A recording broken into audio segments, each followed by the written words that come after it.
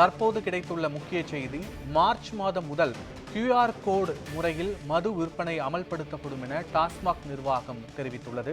இது தொடர்பான முழுமையான விவரங்களோடு எமது செய்தியாளர் ஸ்டெஃபி இணைகிறார். வணக்கம் ஸ்டெஃபி, இந்த செயல்முறை விளக்கம் என்ன, எப்போதிலிருந்து நடைமுறைக்கு வர இருக்கிறது? முழுமையான விவரங்களை பதிவு பண்ணுங்க. வணக்கம் பத்மநாபன். டாஸ்மாக் மதுபான கடைகளில் கூடுதல் விலைக்கு மதுபானங்களை விற்பதை தடுக்கும் வகையில் வரும் மார்ச் மாதம் முதல் QR கோடு முறையில் மது விற்பனை அமல்படுத்தப்படும் என டாஸ்மாக் நிர்வாகம் சென்னை உயர்நீதிமன்றத்தில் விளக்கம் அளித்திருக்கிறது. டாஸ்மாக் மதுபான கடைகளில் கூடுதல் விலைக்கு மதுபானங்களை விற்பனை செய்தால் சம்பந்தப்பட்ட கடையில் பணியாற்றும் அனைத்து ஊழியர்களும் பணியிடை நீக்கம் செய்யப்படுவார்கள் என கடந்த 2024 ஆண்டு அக்டோபர் மாதம் டாஸ்மாக் நிர்வாகம் சுற்றறிக்கை பிறப்பித்திருந்தது பத்மநாபன். இதை எதிர்த்து தமிழ்நாடு டாஸ்மாக் விற்பனையாளர்கள் நல சங்கம் சென்னை உயர்நீதிமன்றத்தில் வழக்கு தொடர்ந்திருந்தனர்.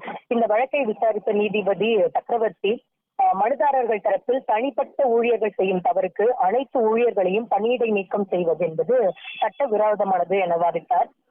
அரசு தரப்பிலும் இடையீட்டு மனுதாரர் தரப்பிலும் ஊழியர்கள் கூட்டு சேர்ந்து அதிக விலைக்கு மதுபானங்களை விற்பனை செய்துவிட்டு கூடுதல் தொகையை தங்களுக்குள் பங்கிட்டுக் கொள்வதாகவும் குற்றச்சாட்டு தெரிவிக்கப்பட்டிருந்தது.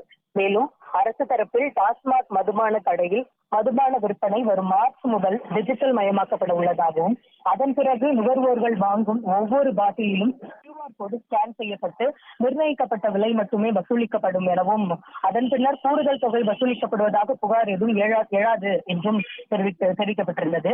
தமிழக அரசின் இந்த வாதத்தை பதிவு செய்திருந்த நீதிபதி டாஸ்மாக் கடையில் கூடுதல் தொகை வசூலிக்கும் விவகாரத்தில் அனைத்து ஊழியர்களும் சம்பந்தப்பட்டுள்ளனர் என்பதற்கு முகாந்திரம் இருந்தால் மட்டுமே அனைத்து ஊழியர்களுக்கு எதிரான நடவடிக்கை எடுக்க வேண்டும் என கூறி டாஸ்மாக் நிர்வாகத்தின் சுற்றறிக்கையை உறுதி செய்து வைத்து வழக்கை முடித்து வைத்தார். முழுமையான விவரங்களுக்கு நன்றி ஸ்டெஃபி.